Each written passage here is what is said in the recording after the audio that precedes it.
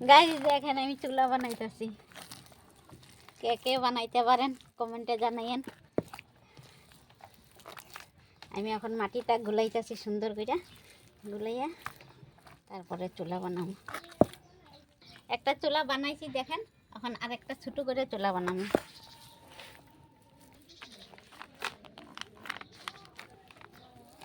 ছোট করে বানাবো চুলাটা, বেশি বড় বানাবো না, এটা আপনাকে ছোট করে বানাই দেখামু।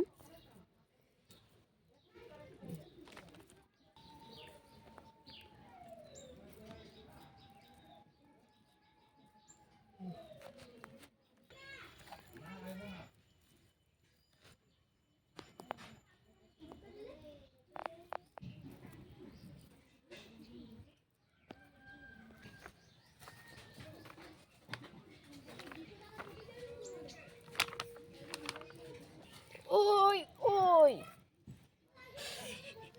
গাইস দেখেন চুলা তৈরি হয়েই গেছে, অল্প বাকি আছে।